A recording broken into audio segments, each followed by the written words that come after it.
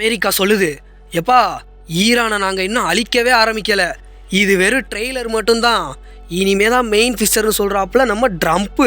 America ஈரானை தாக்குறதுக்கான காரணம் போர் குற்றங்களாக இருக்கலாம்னு சட்ட நிபுணர்கள் சொல்கிறாங்க.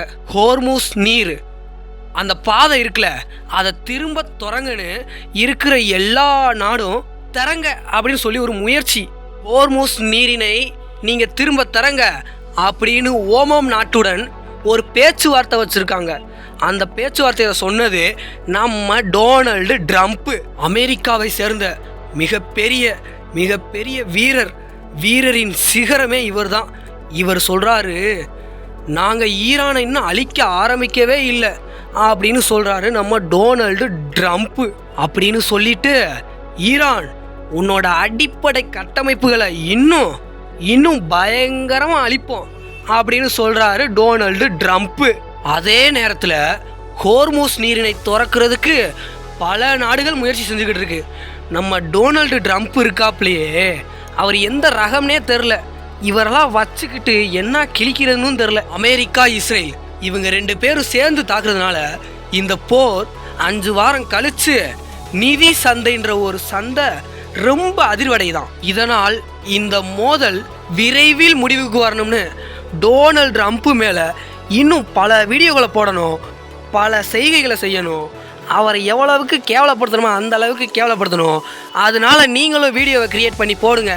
அதை பார்த்து டொனால்டு ட்ரம்ப்பு வாய் அடைக்கணும். இப்போ ட்ரம்ப் என்ன சொல்கிறாருன்னா, ஈரானில் ஒரு புது தலைவர் உருவாக்கியிருக்காரு, அவர் முன்னேற்றம் காணாத ஒரு தலைவர் அப்படின்னு சொல்லி அவரை நாங்கள் ஒழிச்சுக்கிட்டோம்னு சொல்லி அமெரிக்காவில் இருந்து டொனால்டு ட்ரம்ப்பு சொல்கிறாப்புல. இதனால் கேவலப்பட்ட அசிங்கப்பட்ட டொனால்டு ட்ரம்ப்பு பக்கத்து நாடுகளையும் பேச்சால மயக்கிறோம்னு பிச்சை எடுத்துக்கிட்டு இருக்காப்புல. இதெல்லாம் வேலைக்கே ஆகாது. டொனால்டு ட்ரம்ப்பு ஈரான் மேலே இன்னும் தாக்குதலே ஆரம்பிக்கலை, அமெரிக்கா இராணுவம் இன்னும் தொடங்கவே இல்லை அப்படின்னு சொல்கிறாங்க. அடுத்து பாலங்கள், பின்னர் மின் நிலையங்கள் இதெல்லாம் தாக்குவோம்னு வியாழக்கிழமை நம்ம சோசியல் மீடியாவில் எழுதியுள்ளார். இவர் ட்ரம்ப் இந்த எழுதுனதை பார்த்து ஈரான் இன்னும் பயந்து போய் அடுத்து என்ன செய்ய போகிறோம் அப்படின்னு மிரண்டு போயிருக்காங்க போல.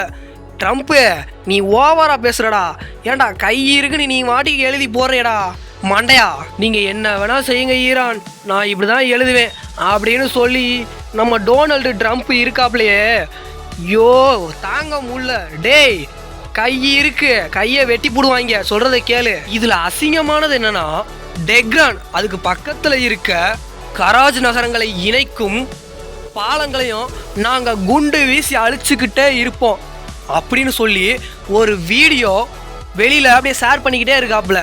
ஏன்டா நீ குண்டு போட்டதை ஏன்டா வீடியோ எடுத்து ஷேர் பண்ணுற பண்ணாட?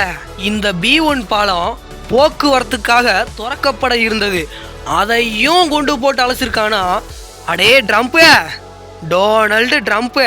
ஈரான் அரசு ஊடகங்கள் சொல்லுது 8 பேர் செத்துட்டாங்க, 95 பேர் படுகாயம். ட்ரம்ப்பு, நீ மட்டும் அந்த பிளாஸ்டிக் கையை வச்சுட்டு குலுங்க உட்காந்துருக்கே, உனக்கெல்லாம் டே உயிரை பற்றி என்னடா தெரியும்?